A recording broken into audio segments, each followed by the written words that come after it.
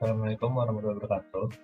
Nama saya Muhammad Fitrinata Kusuma dengan NPM 2111031004 akan membahas implementasi PSAK 19 terhadap aset tak berwujud.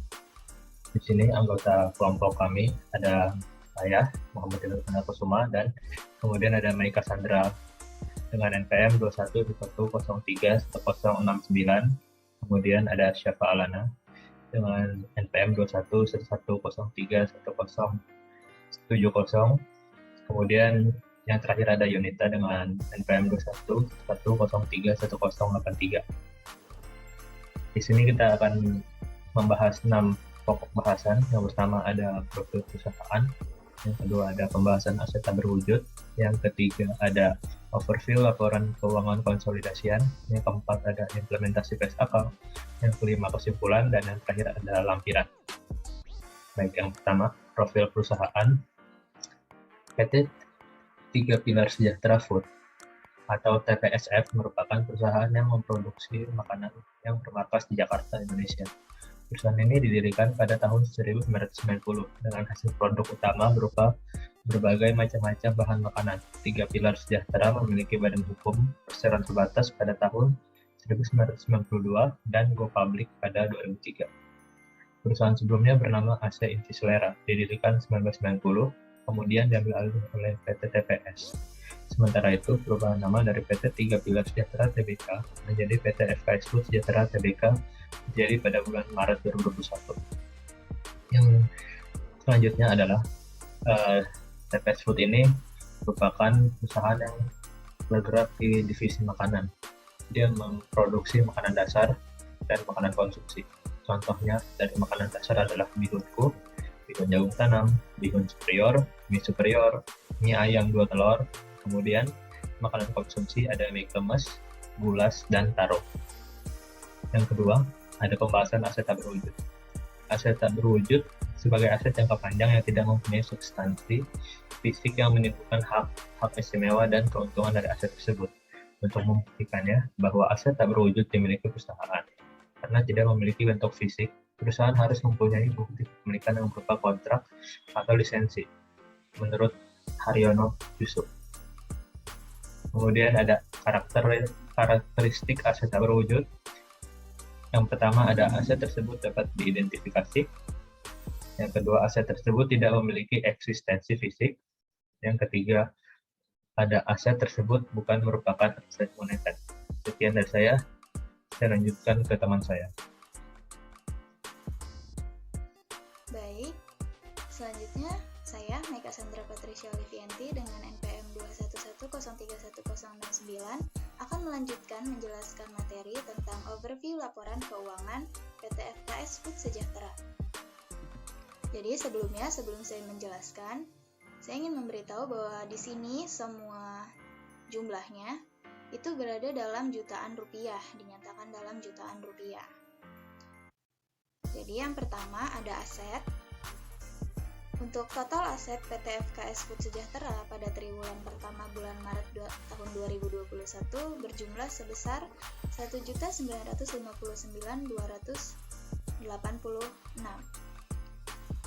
Lalu, jumlah tersebut diketahui mengalami penurunan jika dibandingkan dengan jumlah aset pada akhir periode tahun 2020. Yang diketahui berjumlah sebesar 2.011.557. Penurunan ini dapat diketahui disebabkan oleh turunnya jumlah aset lancar sebanyak 55.150. Nah, sedangkan untuk aset tidak lancar sendiri justru diketahui mengalami kenaikan dari yang awal tahun 2020 berjumlah 1.316 mengalami kenaikan di tahun 2021 menjadi 1.319. Untuk selanjutnya ada liabilitas. Jadi dapat diketahui bahwa total liabilitas PT FKS Food Sejahtera pada triwulan pertama di bulan Maret 2021 berjumlah sebesar 1.127.202. Jadi dapat diketahui bahwa jumlah tersebut menunjukkan penurunan jika dibandingkan dengan total liabilitas pada tahun 2020 yang berjumlah 1.183.300. Dan penurunan tersebut dapat terlihat jelas pada jumlah liabilitas jangka pendek yang mengalami penurunan sebanyak 54.641 yang disebabkan dengan penurunannya utang pajak dan beban akrual. Sedangkan untuk liabilitas jangka panjangnya sendiri mengalami penurunan sebanyak 1.507 yang disebabkan oleh penurunan pada akun liabilitas imbalan pasca kerja. Untuk selanjutnya ada ekuitas. Jadi berdasarkan laporan keuangan konsolidasian PT FKS Food Sejahtera, dapat diketahui bahwa perusahaan mengalami defisit baik pada akhir periode bulan Desember maupun pada triwulan pertama bulan Maret 2021. Dan diketahui bahwa total ekuitas PT FKS Food Sejahtera pada triwulan pertama bulan Maret 2021 berjumlah sebesar 832.084. Jumlah tersebut menunjukkan kenaikan jika dibandingkan dengan jumlah ekuitas perusahaan pada tahun 2020 yang menunjukkan jumlah sebesar 828.257. Dan penyebab dari kenaikannya modal tersebut dikarenakan dengan adanya penurunan defisit dari tahun 2020 ke 2021 sebanyak 9.587 dan juga penurunan pada akun kepentingan non-pengendali. Untuk selanjutnya, ada overview laporan laba rugi dan penghasilan komprehensif lain konsolidasian. Yang pertama ada pendapatan. Jadi dapat diketahui bahwa pendapatan PT FKS Food Sejahtera pada tahun 2021 dan 2020 masing-masing sebesar 349.882 dan 347.227. Dan perusahaan mengalami kenaikan pendapatan sebesar 1% atau setara dengan 2.655. Dan kenaikan ini dapat diketahui dikarenakan pada tahun 2021 penjualan pada makanan pokok mengalami peningkatan yang cukup signifikan, yaitu sebesar 12% atau setara dengan 18.240. Untuk selanjutnya ada beban. Jadi diketahui bahwa beban pada PT FKS Food Sejahtera pada tahun 2021 dan 2020 masing-masing berjumlah sebesar minus 87.753 dan minus 101.058. Dan diketahui bahwa perusahaan mengalami penurunan beban sebesar 15,16% atau setara dengan 13.305. Penurunan signifikan pada beban pajak pada tahun 2021 yang sebesar 80, sedangkan pada tahun 2020 sebesar 2.035. Selanjutnya ada laba bersih. Diketahui pada laba bersih PT FKS Food Sejahtera pada tahun 2021 dan 2020 berjumlah masing-masing sebesar 2.195 dan 2.705. Dari jumlah laba bersih tahun berjalan ini dapat diketahui bahwa PT FKS Food Sejahtera mengalami penurunan pada laba bersih. Penurunannya sekitar 23,23% atau setara dengan 510. Meskipun dapat diketahui pada tahun 2021, laba sebelum pajak PT FKS Food Sejahtera mengalami penaikan yang tadinya sejumlah 2.342 menjadi 3.906. Sama seperti laba sebelum pajak penghasilan, beban pajak penghasilan PT FKS Food Sejahtera juga mengalami penaikan. Yang diketahui pada tahun 2020 sebesar 363, pada 2021 diketahui berjumlah minus 1.711. Selanjutnya ada overview pada perubahan ekuitas perusahaan. Jadi dapat diketahui bahwa total ekuitas pada PT FKS Food Sejahtera pada triwulan pertama bulan Maret 2021 berjumlah sebesar 832.084. Sedangkan pada tahun 2020 berjumlah minus 1.323.459. Dari jumlah tersebut diketahui bahwa modal dari PT FKS Food Sejahtera mengalami kenaikan. Dan selanjutnya ada overview pada laporan arus kas konsolidasian perusahaan. Jadi yang pertama dapat diketahui bahwa jumlah arus kas neto yang diperoleh dari aktivitas operasi pada tahun 2021 berjumlah minus 57.468, sedangkan pada tahun 2020 berjumlah 1.708. Dari jumlah ini dapat diketahui bahwa arus kas neto yang diperoleh dari aktivitas operasi perusahaan mengalami penurunan sebesar 3.464%. Selanjutnya ada arus kas neto yang digunakan untuk aktivitas investasi. Diketahui bahwa jumlahnya pada tahun 2021 sebesar minus 14.452 dan pada 2020 sebesar minus 457. Jadi dapat diketahui bahwa arus kas neto yang digunakan untuk aktivitas investasi perusahaan mengalami penurunan. Penurunannya dapat diketahui sebesar 3.062%. Lalu yang terakhir ada arus kas neto yang diperoleh dari aktivitas pendanaan. Dapat diketahui jumlahnya pada tahun 2021 sebesar minus 441. Dan pada tahun 2020 diketahui jumlahnya sebesar 211.983. Jadi dapat diketahui bahwa arus kas neto yang diperoleh dari aktivitas pendanaan juga mengalami penurunan sebanyak 100,21%. Dengan demikian, dapat diketahui bahwa perusahaan mengalami penurunan kas pada tahun 2021 sebanyak 72.361. Hal ini berbanding terbalik jika dilihat pada tahun 2020, perusahaan mengalami kenaikan pada kas dan setara kas sebanyak 213.234. Sehingga dapat diketahui bahwa saldo kas perusahaan pada akhir tahun mengalami penurunan yang tadinya pada tahun 2020 berjumlah sebesar 268.299 menjadi pada tahun 2021 sebesar 154.479.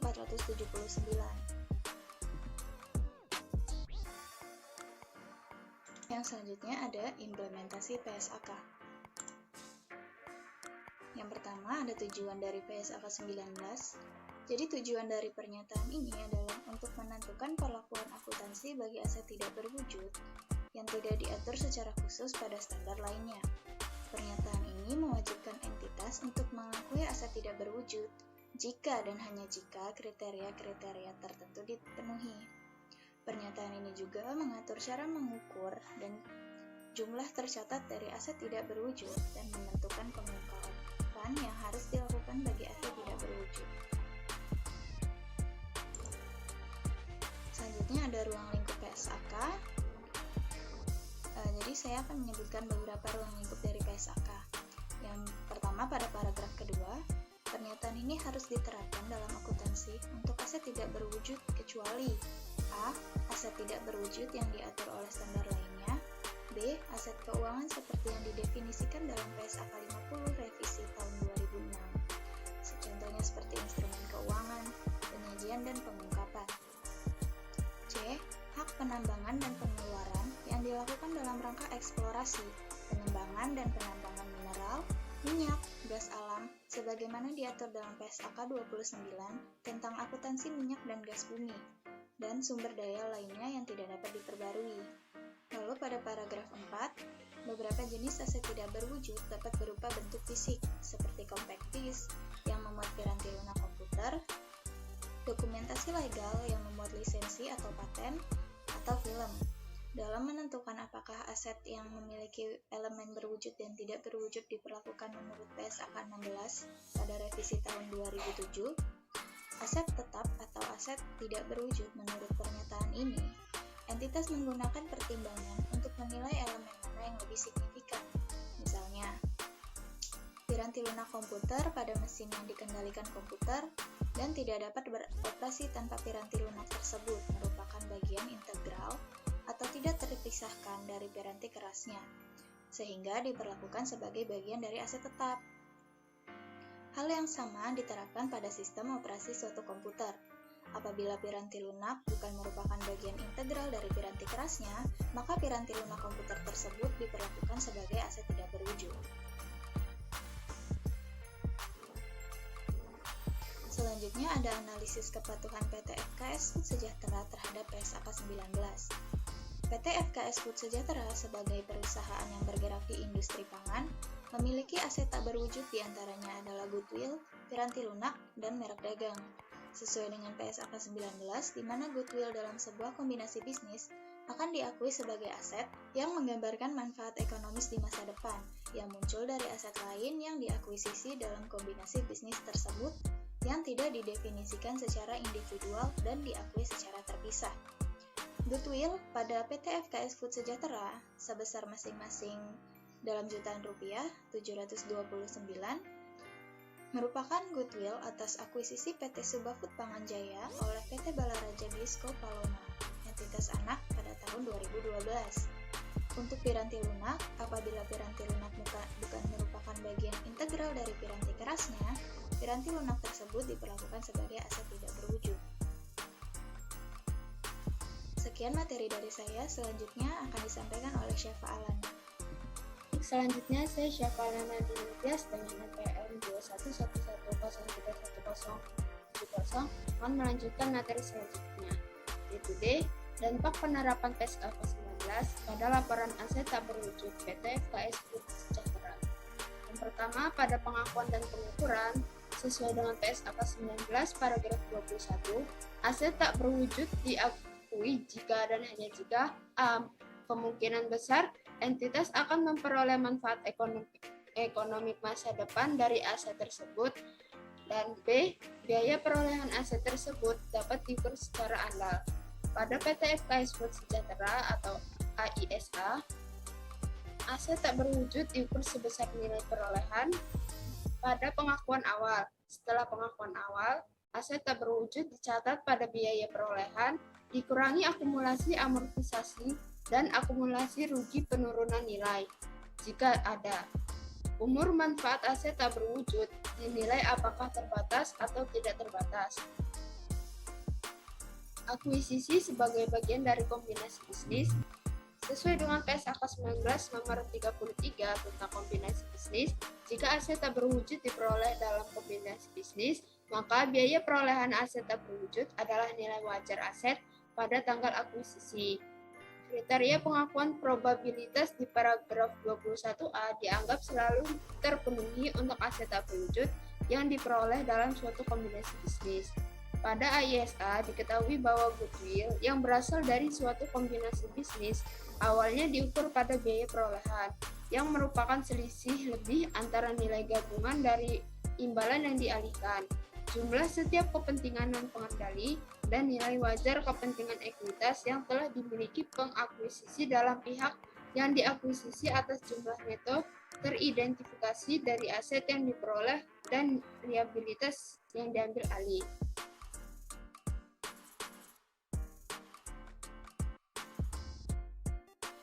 Aset tak berwujud yang diperoleh dalam kombinasi bisnis.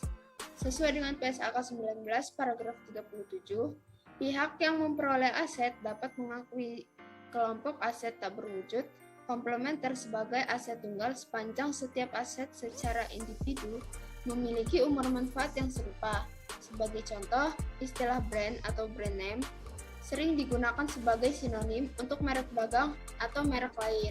Akan tetapi, dalam pengertian pemasaran secara umum, merek dagang umumnya digunakan untuk mengacu pada sekelompok aset komplementer seperti merek dagang atau merek jasa, dan nama barang dagang, formula, resep, dan keahlian teknologi yang terkait. Pada AISA, dagang terdiri atas beberapa kombinasi merek yang dicatat dalam satu akun merek dagang, antara lain produk yang diproduksi oleh PT Subahfood Pangan Jaya dan PT Putra Taro Paloma yang timbul sehubungan dengan akuisisi merek dagang dari PT Andalan Agromakmur dan PT Unilever Indonesia Tbk. Merek dagang tersebut diantaranya adalah Taro, Subami, dan Tanam Jagung.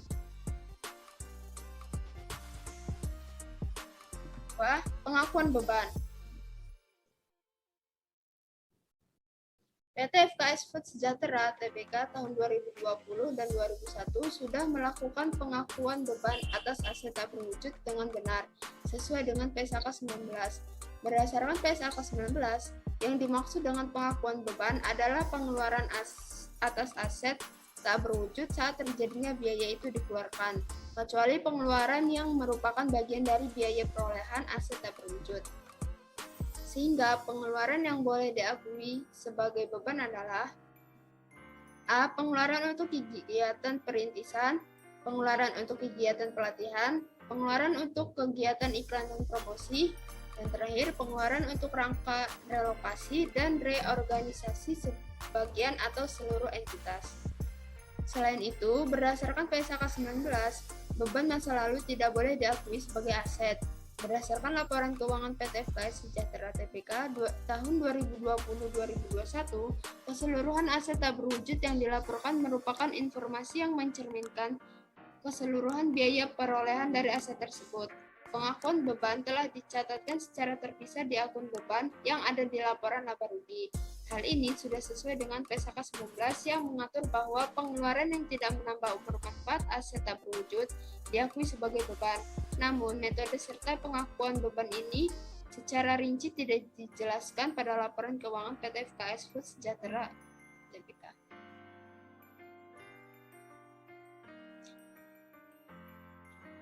Pengukuran setelah pengakuan. Berdasarkan PSAK 19, setelah aset tak berwujud dicatat dalam laporan keuangan, entitas dapat memilih model biaya baik dengan model revaluasi atau model harga perolehan. Jika ada pengukuran kembali atau revaluasi, maka seluruh aset dalam kelompok aset tak berwujud harus dinilai dengan model pengukuran yang sama. Aset dalam kelompok ini direvaluasi pada waktu yang bersamaan untuk menghindari revaluasi aset secara selektif dan pelaporan jumlah laporan keuangan yang merepresentasikan perpaduan biaya perolehan dan nilai aset pada tanggal yang berbeda. Namun, jika perusahaan memilih menggunakan model harga perolehan, maka aset tak berwujud dicatat pada biaya perolehan dikurangi akumulasi amortisasi dan akumulasi rugi penurunan nilai.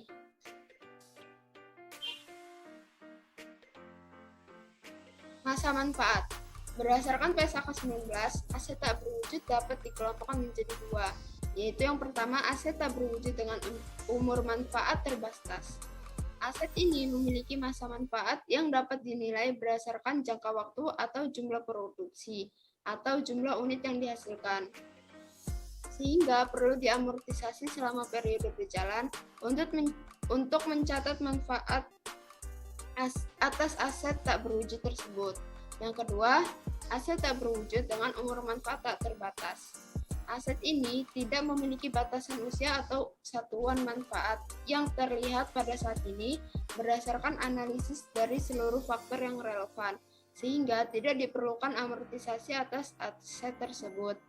Pada laporan keuangan PT FKS Food Sejahtera, aset tak berwujud yang dimiliki oleh entitas merupakan aset tak berwujud dengan umur manfaat terbatas. Hal ini terlihat dari adanya akumulasi amortisasi yang dicatatkan pada catatan atas laporan keuangan. Meskipun pada catatan atas laporan keuangan tersebut tidak terdapat informasi detail terkait berapa jangka waktu atau jumlah produksi atau unit yang dihasilkan.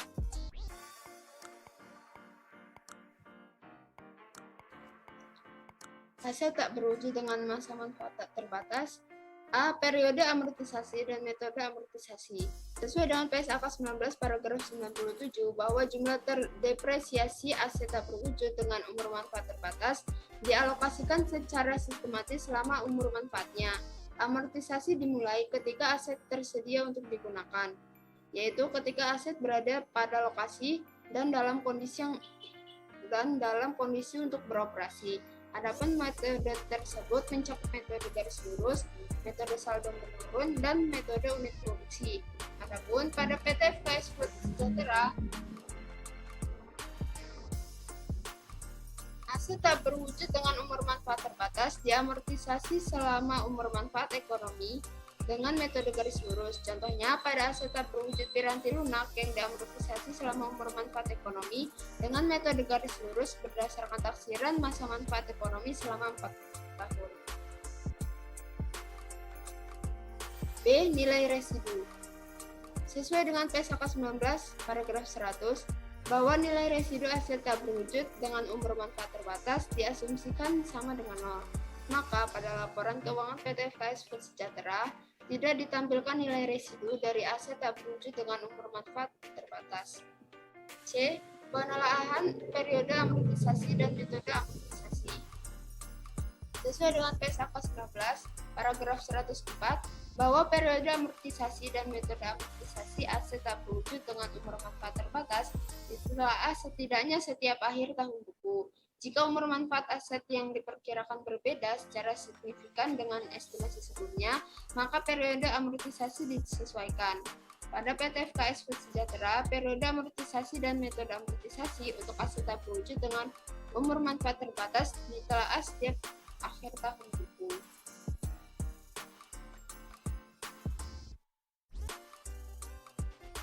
Aset tak berwujud dengan masa manfaat tidak terbatas. Sesuai dengan PSAK 19, paragraf 107, bahwa aset tak berwujud dengan umur manfaat tidak terbatas tidak diamortisasi. Pada PT FKS Food Sejahtera, merek dagang yang merupakan aset tak berwujud dengan umur manfaat tidak terbatas tidak ada catatan atas amortisasinya.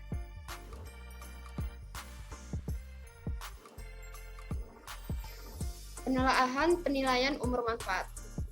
Sesuai dengan PSAK 19, paragraf 109 dan 110, bahwa umur manfaat aset tak berwujud yang tidak diamortisasi ditelaah setiap periode untuk menentukan apakah peristiwa dan keadaan dapat terus mendukung penilaian bahwa umur manfaat tetap tidak terbatas. Sesuai dengan PSAK 48, penurunan nilai aset. Penilaian kembali umur manfaat aset tak berwujud dari tidak terbatas menjadi terbatas merupakan salah satu indikasi kemungkinan aset mengalami penurunan nilai. Sebagai hasilnya, entitas menguji penurunan nilai aset dengan jumlah tercatatnya, serta mengakui setiap kelebihan nilai tercatat atas jumlah terpulihkan sebagai rugi penurunan nilai. Pada PT FKS Food Sejahtera, dijelaskan lagi bahwa umur manfaat aset tak berwujud dengan umur tak terbatas ditelaah setiap tahun untuk menentukan apakah peristiwa dan keadaan dapat terus mendukung penilaian bahwa umur manfaat tetap tidak terbatas. Jika tidak, perubahan masa manfaat dari tidak terbatas menjadi terbatas diterapkan secara prospektif. Aset tak berwujud dengan umur manfaat tidak terbatas diuji untuk penurunan nilai setiap tahun dan kapanpun terhadap suatu indikasi bahwa aset tak berwujud mungkin mengalami penurunan nilai. Terakhir, pemulihan kembali jumlah tercatat rugi penurunan nilai. Berdasarkan dengan PSAK 19, paragraf 111, untuk menentukan apakah aset tak berwujud mengalami penurunan nilai, entitas menerapkan PSAK 48 tentang penurunan nilai aset. Berdasarkan PSAK nomor 48, paragraf 129, bahwa entitas mengungkapkan untuk setiap unit penghasil kas dari kelompok unit untuk mana jumlah tercatat dari goodwill atau aset tidak berwujud dengan masa manfaat tidak terbatas.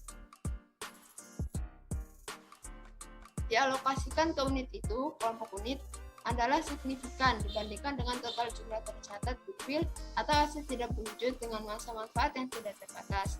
Pada PT FKS Food Sejahtera, penurunan nilai goodwill terlepas apakah terdapat indikasi penurunan nilai. Goodwill diuji penurunan nilainya secara periodik.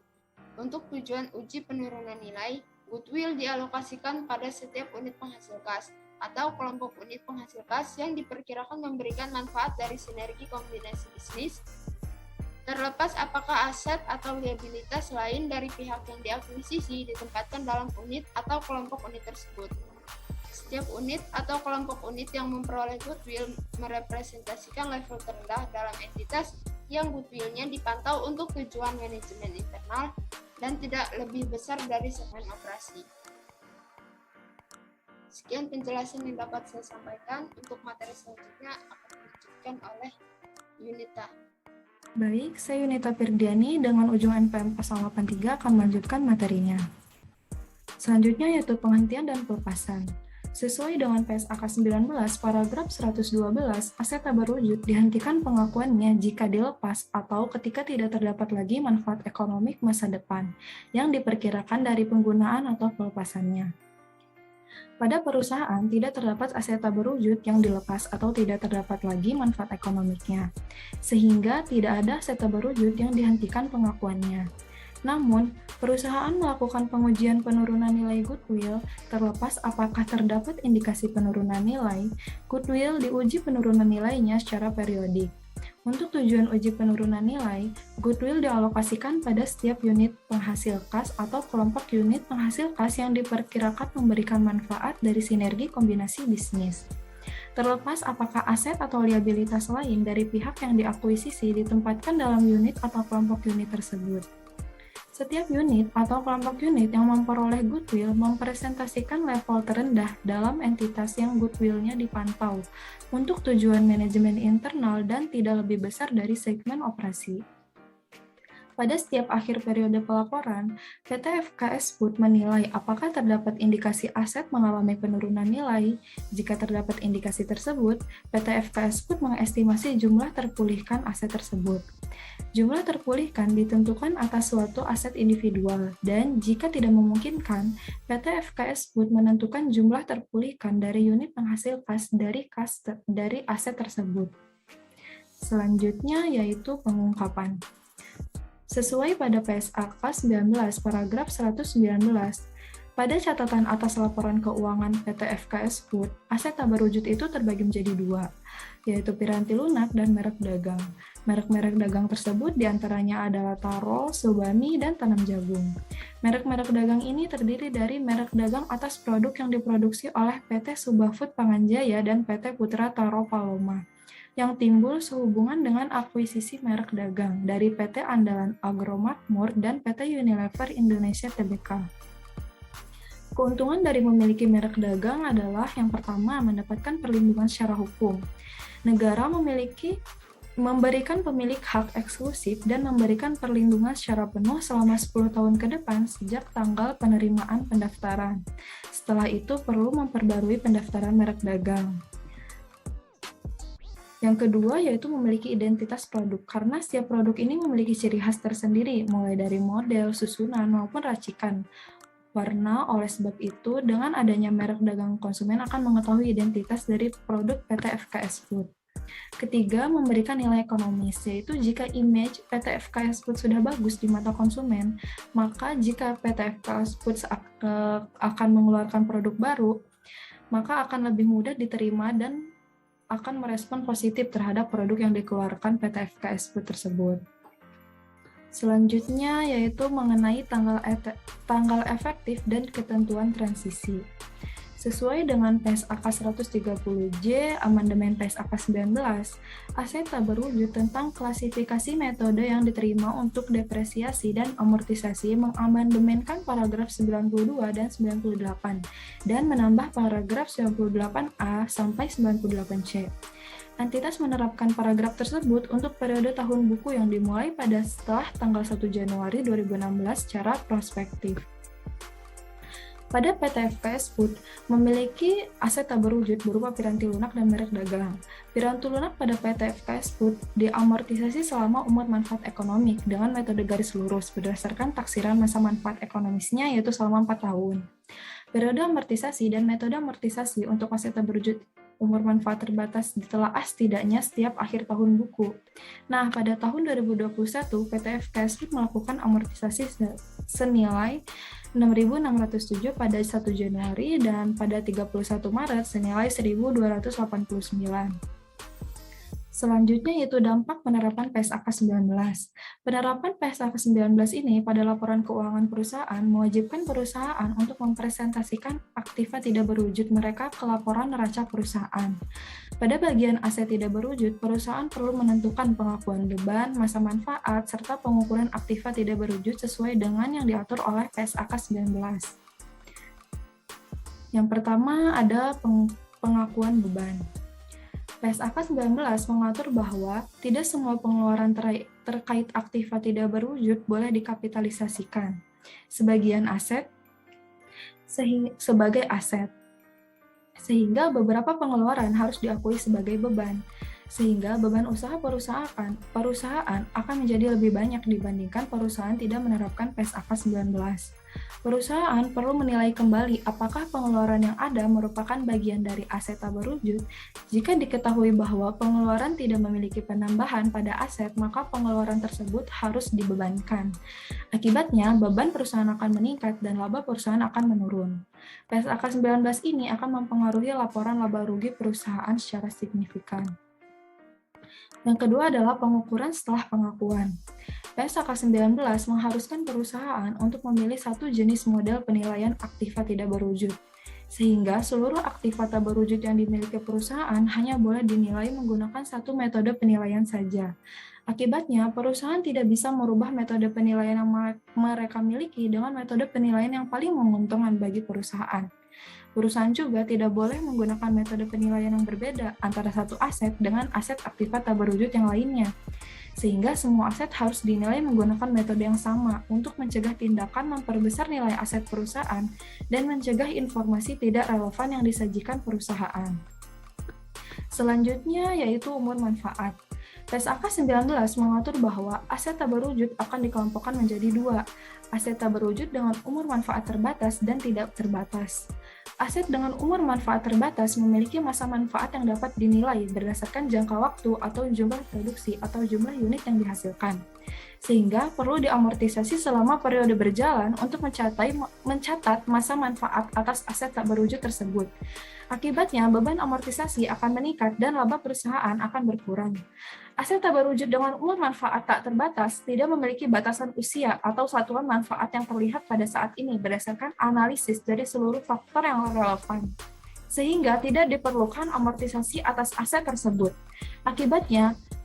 Akibat dari adanya PSAK 19 ini, perusahaan perlu memberikan analisis yang tepat sebagai dasar pengelompokan aset dan tidak bisa serta-merta mengklasifikasikan aset sebagai aset tak berwujud dengan umur manfaat yang tak terbatas untuk menghilangkan beban amortisasi. Nah, PSAK 19 ini tak hanya mempengaruhi laporan laba rugi dan neraca perusahaan saja, tetapi juga mencegah perusahaan melakukan kecurangan. Pembahasan selanjutnya mengenai aset tak berwujud dengan masa manfaat terbatas dan tidak terbatas akan dijelaskan pada slide selanjutnya. PSAK 19 ini mengatur bahwa jumlah terdepresiasi aset tak berwujud dengan umur manfaat terbatas dialokasikan secara sistematis selama umur manfaatnya, sehingga perusahaan mulai mengamortisasi aset tak berwujud ketika aset tersedia untuk digunakan hingga aset tersebut dihentikan pemakaiannya. Metode amortisasi yang digunakan mencerminkan pola manfaat ekonomi masa depan yang diperkirakan dikonsumsi oleh entitas. Sehingga untuk memilih metode amortisasi yang tepat, perusahaan harus menentukan faktor pembatas paling dominan yang inheren pada aset tak berwujud. Akibatnya, setelah perusahaan mengetahui pola konsumsi manfaat ekonomi masa depan aset tak berwujud, perusahaan melakukan perhitungan amortisasi dengan metode garis lurus secara konsisten selama satu periode tertentu dan mengakuinya ke dalam laba rugi. Selanjutnya, dengan masa manfaat tak terbatas, PSAK 19 mengatur bahwa aset tak berwujud dengan umur manfaat tidak terbatas tidak diamortisasi, namun perlu dilakukan penelaahan setiap periode untuk menentukan apakah peristiwa dan keadaan dapat terus mendukung penilaian bahwa umur manfaat tetap tidak terbatas. PSAK 19 ini juga menjelaskan bahwa dalam PSAK 48, penurunan nilai aset. Dijelaskan bahwa penilaian kembali umur manfaat aset tak berwujud dari tidak terbatas menjadi terbatas merupakan salah satu indikasi kemungkinan aset mengalami penurunan nilai. Akibatnya, perusahaan harus menguji penurunan nilai aset dengan jumlah tercatatnya, serta mengakui setiap kelebihan nilai tercatat atas jumlah terpulihkan sebagai rugi penurunan nilai. Dan perusahaan juga perlu menguji untuk penurunan nilai setiap tahun dan kapanpun jika terdapat suatu indikasi bahwa aset tak berwujud tersebut mungkin mengalami penurunan nilai. Selanjutnya yaitu pemulihan kembali jumlah tercatat rugi penurunan nilai. PSAK 19 menjelaskan bahwa dalam PSAK 48 mengatur bahwa entitas mengungkapkan untuk setiap unit penghasil kas untuk mana jumlah tercatat dari goodwill atau aset tidak berwujud dengan masa manfaat tidak terbatas dialokasikan ke unit itu adalah signifikan dibandingkan dengan total jumlah tercatat goodwill atau aset tidak berwujud dengan masa manfaat yang tidak terbatas. Sehingga perusahaan perlu menguji penurunan nilai goodwill secara periodik untuk mengetahui apakah terdapat indikasi penurunan nilai. Dan untuk penurunan nilai aset pada setiap akhir periode pelaporan, perusahaan perlu menilai apakah terdapat indikasi aset mengalami penurunan nilai atau tidak. Sehingga jika ditemukan adanya penurunan nilai, maka harus diakui dalam laba rugi. Selanjutnya yaitu penghentian dan pelepasan. PSAK 19 mengatur bahwa aset tak berwujud dihentikan pengakuannya jika dilepas atau ketika tidak terdapat lagi manfaat ekonomi masa depan yang diperkirakan dari penggunaan atau pelepasannya. Nah, pada perusahaan tidak terdapat aset tak berwujud yang dilepas atau tidak terdapat lagi manfaat ekonomiknya, sehingga tidak ada aset tak berwujud yang dihentikan pengakuannya. Aset tak berwujud seperti piranti lunak dan merek dagang yang dimiliki oleh perusahaan masih diakui dan tidak dihentikan atau dilepas. Selanjutnya yaitu pengungkapan. Pada PSAK 19, perusahaan diharuskan untuk mengelompokkan aset tidak berwujud yang memiliki sifat dan digunakan yang serupa dalam kegiatan operasi entitas. Contohnya nama merek, kepala surat kabar, dan judul publisitas, piranti lunak komputer, lisensi dan waralaba, hak cipta, hak paten, dan hak kekayaan intelektual industri lain, dan hak operasional dan penyediaan jasa lain, resep, formula, model, desain, purwarupa, dan aset tak berwujud dalam pengembangan. Akibat adanya PSAK 19 ini, perusahaan perlu mengelompokkan aset tak berwujud yang dimiliki oleh perusahaan. Namun, perusahaan telah mengelompokkan aset tak berwujud tersebut, yaitu piranti lunak dan merek dagang. Dengan adanya PSAK 19 ini, membuat aset tak berwujud yang dimiliki oleh perusahaan menjadi lebih transparan dan mencegah terjadinya kerancuan dalam penyajian laporan keuangan. Selanjutnya, tentang tanggal efektif dan ketentuan transisi. PSAK 19 ini juga mengatur aset tak berwujud tentang klasifikasi metode yang diterima untuk depresiasi dan amortisasi. Untuk periode tahun buku yang dimulai atau setelah tanggal 1 Januari 2016 secara prospektif. Hal ini membuat perusahaan melakukan amortisasi umur manfaat ekonomik aset tak berwujudnya. Perusahaan menggunakan metode garis lurus berdasarkan taksiran masa manfaat ekonomi selama 4 tahun. Kemudian, periode amortisasi dan metode amortisasi untuk aset tak berwujud dengan umur manfaat terbatas ditelaah setidaknya setiap akhir tahun buku. Selanjutnya yaitu kesimpulan. Kesimpulannya adalah PT FKS Food Sejahtera secara patuh telah menerapkan pernyataan standar akuntansi keuangan PSAK 19 pada pembukuan triwulan pertama tahun 2021. Pada laporan keuangan tahunan, PT FKS Food Sejahtera dapat diketahui bahwa aset tak berwujud yang dimiliki berupa piranti lunak komputer, goodwill, dan merek dagang. Penerapan PSAK 19 mengharuskan perusahaan melakukan pengakuan dan pengukuran atas aset tak berwujud, dengan tujuan untuk menentukan pelakuan akuntansi bagi aset tidak terwujud yang tidak diatur secara khusus pada standar lainnya. PSAK 19 ini juga mengatur cara mengukur jumlah tercatat dari aset tidak berwujud dan menentukan pengungkapan yang harus dilakukan bagi aset tidak berwujud. Dengan adanya PSAK 19 ini, maka aset tak berwujud dapat dirincikan dengan tersendiri dan memudahkan perusahaan mempunyai panduan baik dalam membuat laporan keuangan maupun untuk memperoleh informasi tentang perusahaan. Sekian materi dari saya. Terima kasih.